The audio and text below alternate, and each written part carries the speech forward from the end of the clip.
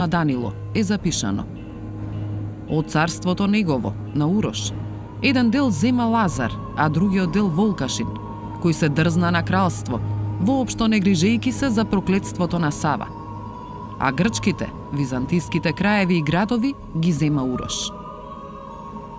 И во народните преданија во Србија се до 18 век, Волкашин и Углеша неоправдано се представувани како узурпатори, па дури и убијци на царот Урош, што секако не е точно, затоа што српскиот цар ги надживеал за 3 месеци браќата од Македонија.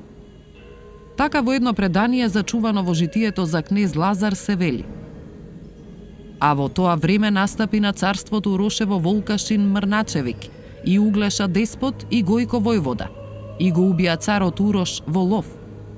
Бог ја вида нивната неправда, и тие, Волкашин и Углеша, судот Божји го примија за лукавството и